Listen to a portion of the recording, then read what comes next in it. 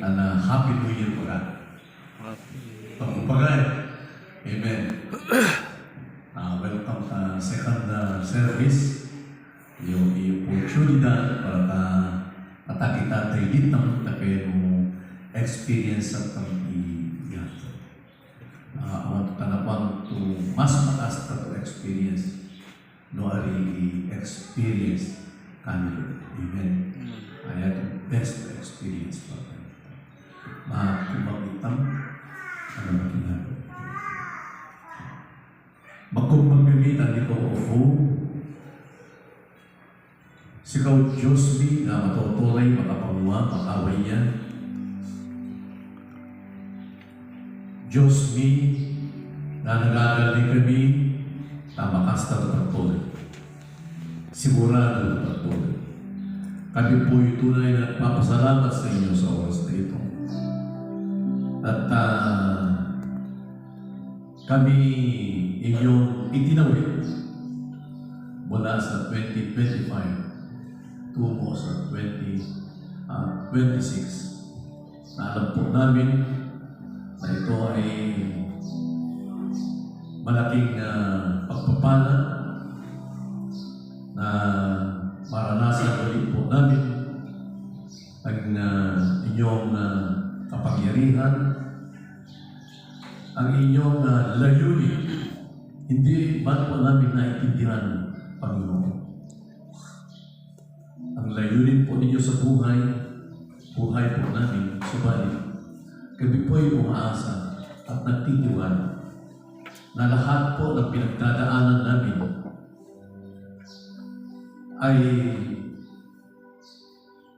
alam po ninyo, kayo po ang direktor, hindi po kayo nagulat at may layunin kayo para sa aming kapakanan. Maraming salamat, Panginoon, at alam po namin na ang Christ-centered life sa 2026 is never an empty life. But a meaningful life. Kaya po ninyo, Panginoon, sa ganitong pagkakataon, na mayakap po namin kayo. Mahawakan ang inyong banal na trono. Marinig ang inyong prinsipyo, katuruan mula sa lahat.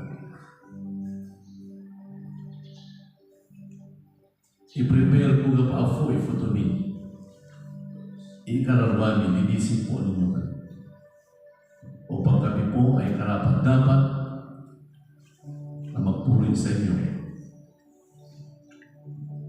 at magbibigay ng kaluwalhatian sa inyong dakilang pangalan.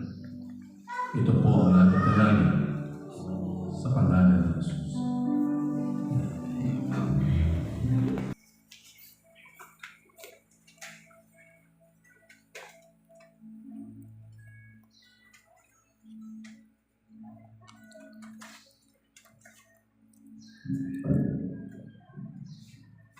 Ibabibig to Mayasu ay nana na Psalm 92 ulong katabi. Kaya na magbalabalo, mikaw mo o Diyos nga katandakan. Kaya na magkansyon dapat dayo tangakan. Kaya na manginamuyang kada upang sa pangalan nawaan ko pamulian na. Suwami sa katalong at kalagawin nyo ka. Meto ka tanagperdas nga instrumento nyo na. Suwami taarpa ang nalita. Magayay ka na upo. Ta makapagpumira ng kinuam. Magayay ka na magkansyon. Mega po at kinwa sila na limang.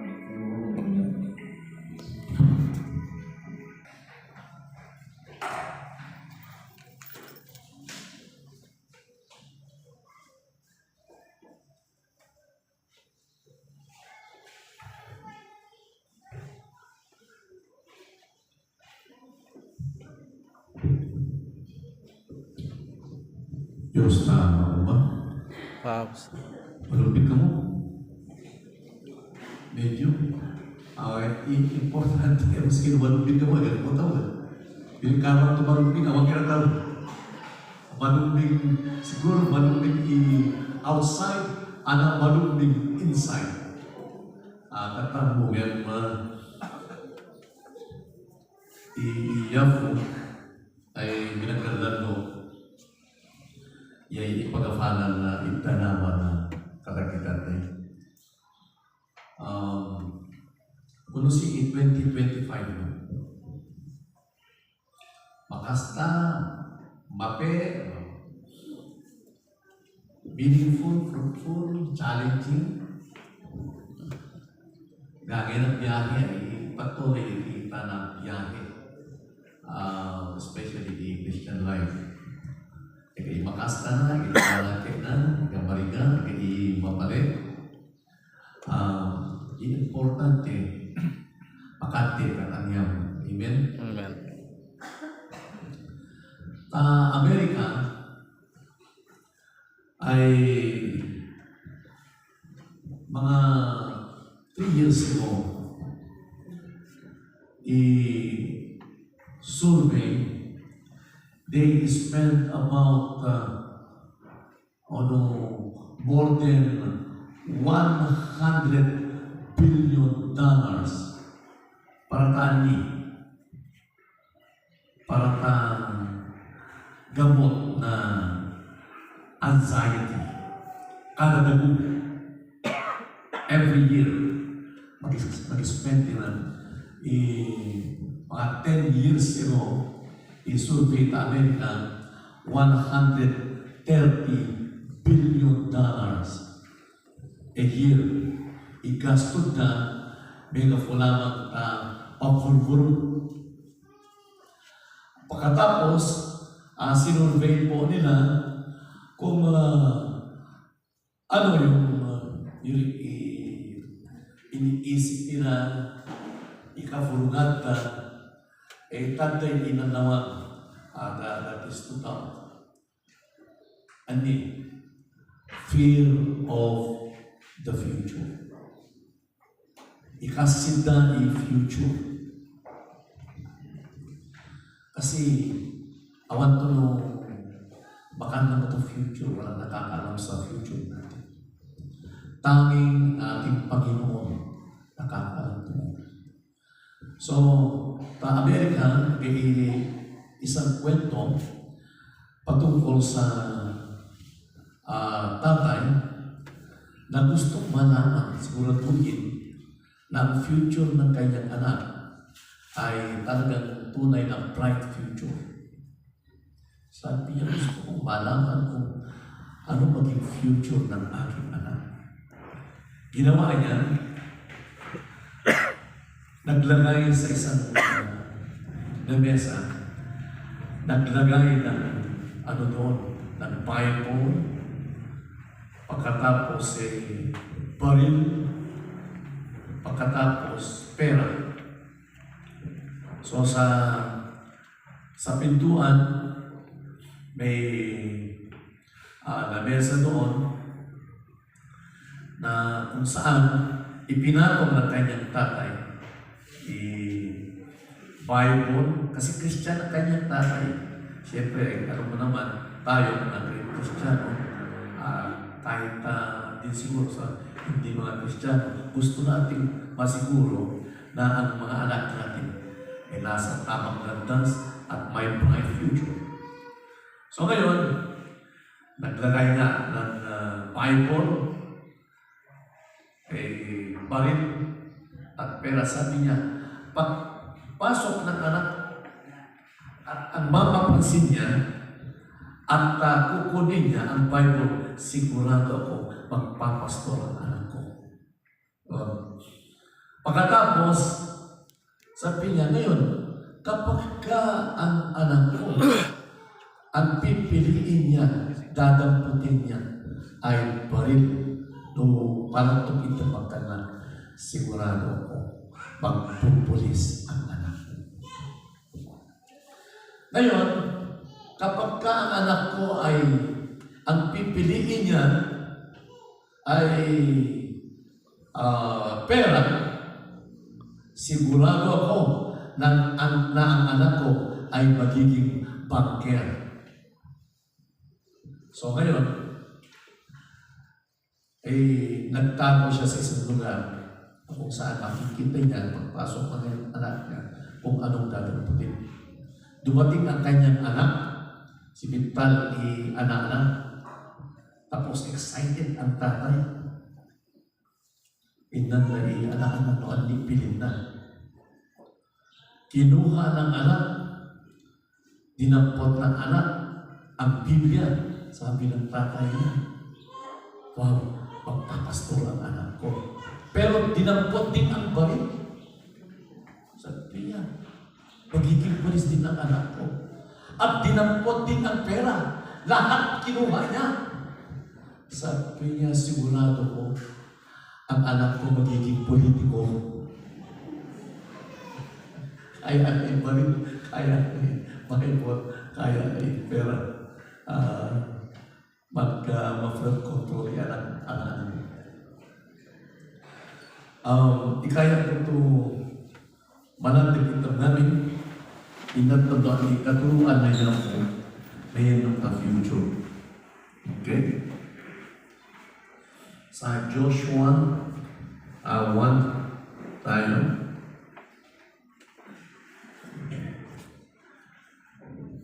Pagkamatay ni Moses na lingkod ni Yahweh, sinabi ni Yahweh kay Josue na anak ni Nun at lingkod ni Moises, patay na ang lingkod kong si Moises. Ngayon, humanda ka at buong Israel at tumawid kayo sa ilog Jordan patungo sa lupaing ibinibigay ko sa kanila. Gaya ng aking sinabi kay Moses. Ibinigay ko na sa inyo ang lahat ng lupain inyong mararating. Ito ang magiging hangganan ninyo. Sa hilaga ay ang kabundukan ng Lebanon, sa timog ang disyerto, sa silangan ang malaking ilog ng Euphrates, at sa kanluran mula sa lupain ng mga Hedeo hanggang sa dagat Mediterranean. Walang makakagapi sa iyo habang ikaw ay nabubuhay. Sasamahan kita gaya ng pagpatnubay ko kay Moises. Hindi kita iiwan, hindi pababayaan man. Magpakatatag ka at lakasan mo ang iyong loob sapagkat ikaw ang mabubuno sa bayang ito sa pagsakop nila sa lupaing ibibigay ko sa kanila ayon sa aking pangako sa inyong mga ninuno. Basta magpakatatag ka at lakasan mo ang iyong loob. Sundin mong mabuti ang buong kautusan ibinigay sa inyo ni Moses. Huwag kang susuway sa lumang nakasaad doon at magtatagumpay ka saan ka man magpunta. Huwag mong kaliligtaan basahin ang aklat ng kautusan, pagbulay-bulayan mo iyon araw at gabi upang matupad mo ang lahat ng nakasaad doon. Sa ganon, magiging masagana at matagumpay ang iyong pamumuhay. Yaw involved na yaw pagi manito.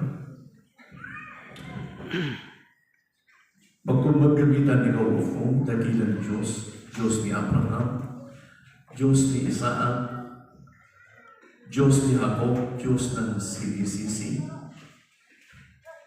Kami po ay nagsusumamo na turuan po ninyo kami ng prinsipyo ng langit.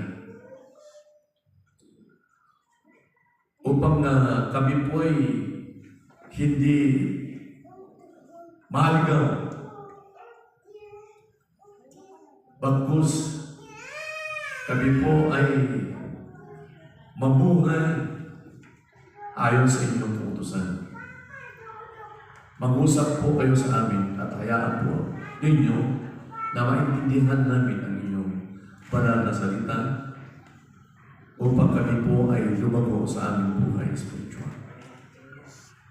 Papalakas at mabuhay ng mahal. Iyaw idasal mi pangalan ni Jesus. Amen.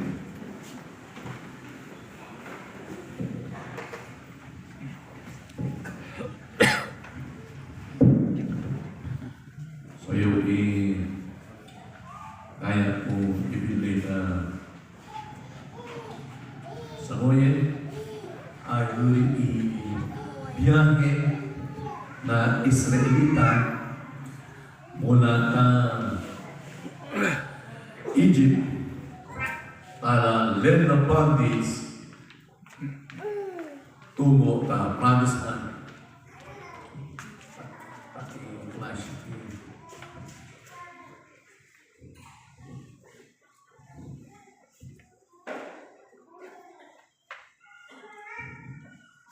Yung introduction natin.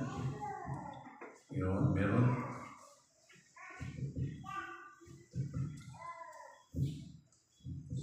So yung ipabilidatang ibiyahe na Israelita na meron po ito na mapangit na Promised Land. Yung Jordan ay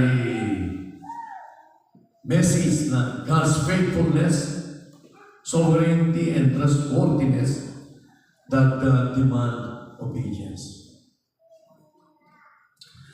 God is the author, the director, and the power of our Christian journey. When you met the Lord and became His child, your journey began. Dito po sa Joshua chapter 1, verse 1 at 8,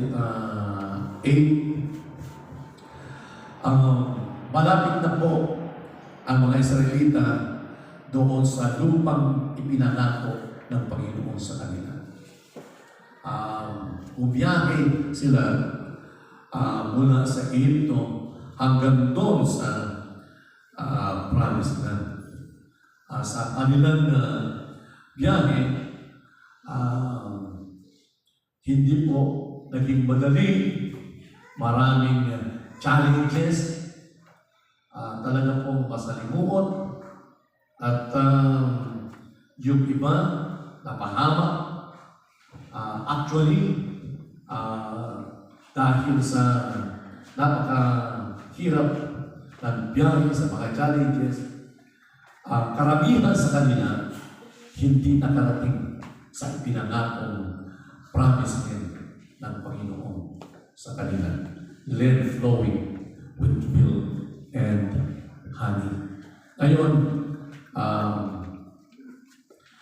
si Joshua na ang namumuno sa kanila. Namatay na si Moses, pati si Moses hindi nakapasok din sa Promised Land. Yung mga hindi nakapasok dahil sa kanilang disobedience, ganoon din po si Moses. Nagkaroon ng kunting pagkakamali. Hindi sila siyang pagkakamali. Subalit dahil doon ay hindi siya nakapasok sa Promised Land. O yun, ni Joshua 1:1-8, ito na yung mga nalalaping mga Israelita, yung lamang idabunda ay less than 20 idabunda. Nebulu ka ni Moses, ka ni Joshua, lahat ng 30 above pinatay na yung Diyos. Tanganitan yung tarita wilderness. So sa akin, ganon din po ang buhay natin. Sa kainagalan ng Diyos mula sa kadiliman tungo sa liwanag ay nagsimula po ang ating biyahe, our Christian journey. Ngayon, may kapunta magdagong biyahe kami. We are on the road to a better life. Yan ito kaya ko itutunan sa mga. On the road to a better life. We are confident because we know who holds the future. Igitam ta galang, mapangit ang mas magasta ito katulay. Yan ang itutunan pa po. Kumpiyansa po tayo. Meron po tayong malaking tiwala na ang biyaheng Kristiyano po ay tungo sa better life sapagkat kilala po natin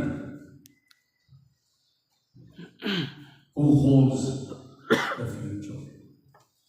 Kung sino ang may hawak ng kinabukasan po natin, kilala tayo po. Kaya itong nukilin na Diyos, kaya yan ang ibig hawak. Pakante ka mo promise na, tarongan ta ka mo, may kamutan, papangit na mo, mas makas na ito pagpulo. So, tatlong gandong, kaya ko i-share pa sa mga tatlong bagay ang nais ko po ibahagi ngayon. We are confident because we know who holds the future. Similarly, our God, who is number one, a faithful God, a sovereign God, and a trustworthy God. Kung ikaw po ay tinawag ng Diyos mula sa kadiliman tungo sa liwanag, mula sa sumpa tungo sa pagpapala, mula sa pagkabilanggo tungo sa kalayaan. Sigurado may simuyan ito sapagkat ang tumawag po sa atin ay faithful na Diyos, tapat na Diyos. Sovereign. He is in control. At mapagkatiwalaan to Diyos. So, ngayon, ano man ang naging nakaraan natin, ito doon na Biblia, forget what is behind. Yung 2025, katabat-tabat na pero bakas na ibiyahe ito. Kata na lipilipayan. Diretso na. Amen. Nabalikan niya in 2025. Papangit ang nata better life. So all to kaya ko ito ngayon nung God is a faithful God. You are a faithful God to serve to Diyos ka. Ay promise keeper niya. Noon ni promesa na yan ay magparlatan. Tigil na wala man tolay lamang na mamalulo netapa eno sa pamang katuluan ni itapa away ito ng Numbers 23:19. Numbers 23:19.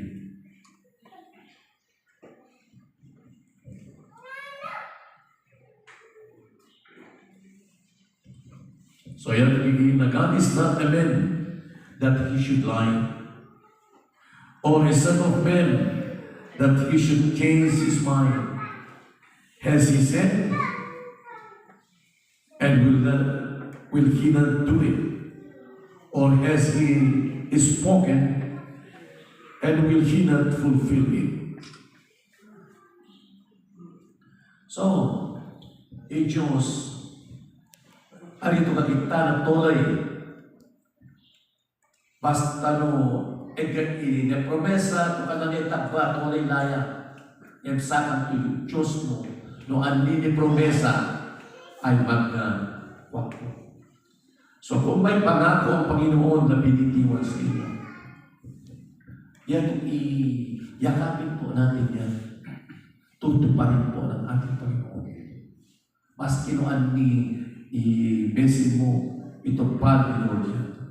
Kasi promise keeper yan. He keeps His promise. He is faithful to finish the work He began in us. No ani mapiato ni Gafu na Diyos tani po, palibaligan na yan. I want to business na Diyos to unfinished business. Tayo ay project ng ating Panginoon. May layunin ang Diyos sa buhay po natin. Sinimulan ng Panginoon ang project sa buhay mo. Tinawag ka, inilabas ka mula sa kadiliman tungo sa liwanag. At yung good works na ginawa ng Diyos sa buhay mo, tatapusin niya ng Panginoon. Magkapalingan na ito. Ipangako na He will not leave us nor forsake us hanging on the air. Kana itang iyanay na Diyos tabiyahe na patuloy to iiwan po tayo sa ere. No, naranasan na po natin, mga kaibigan natin, pinaka-close na kaibigan natin, may pangako sa atin, nasasamahan po tayo, susuportahan tayo, pagkatapos nandun na tayo sa kalagitnaan ng ating project dahil nakikita niya, nahihirapan tayo, panawan na ito. Manake ko na rin ito, friend, yung risiko na ipasubo na kin, natutupungan ta ka.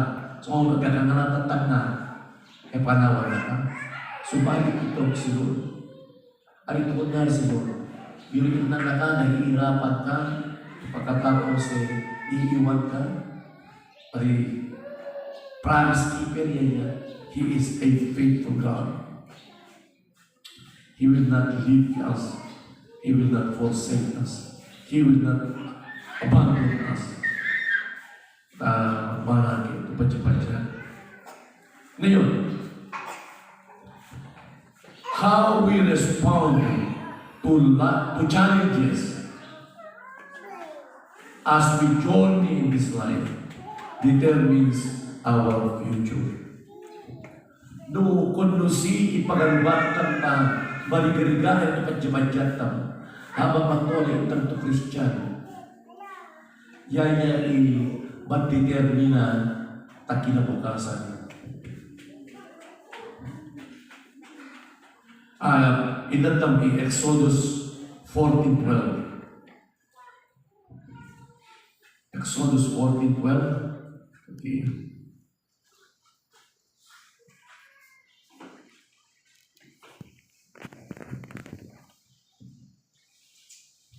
So, is this not the word that we told you in Egypt, saying, let us alone, that we may serve the Egyptians, for it would have been better for us to serve the Egyptians than that we should die in the wilderness. Ito po, nung nasa kalagitnaan na ng biyahe ang Israelita, pagkatapos napakaraming challenges along the way. Simitali tiyempo to labisin Iran. Kaya kita kami hinahanap nila sa akay Moses. Pagkatapos, kikinda ka ni Moses, kinigimig rin natin at sinabi natin sa inyo, leave us alone. Kung marami kami nalaman sa Egypt, maserbi kami nalaman, ariga mga alipin, bakas na mga ta Egypt, kumak kami tumasik mo. Bakas na padyan-padyan.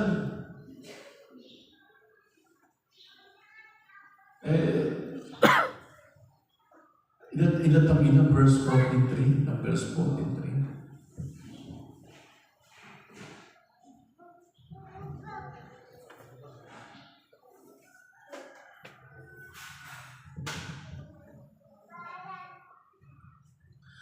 Why has the Lord brought us to this land to fall by the sword, that our wives and children should become victims? Would it not be better for us to return to Egypt?